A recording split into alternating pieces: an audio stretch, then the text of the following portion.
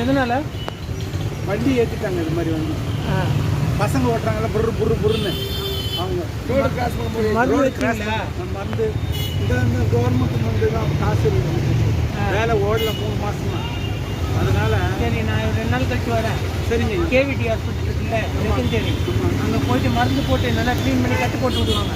போட்டுக்கிறீங்களா? கட்டு போடக்கூடாது. 3 மாசமா ஸ்டான்லியில் கட்டு போட்டு தான் வந்தது. இப்போதான் ஆரின்னு வருது. சரி, அப்போ அந்த ஆயில்மெண்ட்டை மட்டும் தான் வாங்கி தரேன். சரிங்க. ஆயில்மெண்ட் மட்டும் தான் வாங்கி தரேன். சரி, நாளைக்கே வாங்கி தரேன். சரி ஓகேங்களா? சரிங்க ஐயா, வணக்கம். ஏன்னா ஸ்டான்லியில் போட்டு வந்து அப்படி தெரியும். ஆயில்மெண்ட் நானே வாங்கி தரேன். சரி, அந்த ஆயில்மெண்ட் நான் வாங்கி தரேன். டாக்டர் கிட்ட ஃபோன் பண்ணி கேட்டு நானே ஆயில்மெண்ட் வாங்கி தரேன். அது டெய்லியும் போடுவேன். அது பார்த்துட்டீங்களா? பார்த்துட்டேன். அது டெய்லியும் போடுங்க, நல்லா ஆறிடும். ஃபஸ்ட்டு ஒரு மாதத்துலேயே ஆகுது. சரி நான் ஒரு அனாதை. ஐயோ, அந்த வார்த்தை சொல்லவே கூடாது. அந்த வார்த்தை யாரும் கிடையாது. யாரும் அனாதை கிடையாதுயா? இல்லைங்க, யாரும் அனாதை கிடையாது. நீங்கள் ஒன்றும் ரொம்பன்னு வந்து சொல்லிக்கல. சரிங்களா? நம்மளுக்கும் ஒரு ஆயுதப்பா இருக்கா?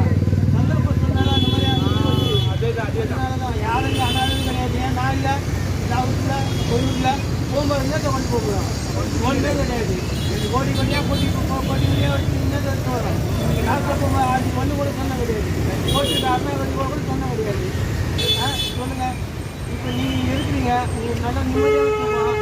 அவங்க கோடிக்கணக்கில் கடனை வாங்கிட்டு உட்காந்து நைட்டு தூக்கம் இல்லாமல் ஏற்றிங்களா உட்காந்து தர கட்சிக்கிட்டு எப்போ ஒரு சாவு வருதுன்னு உட்காந்துக்கிறாங்க.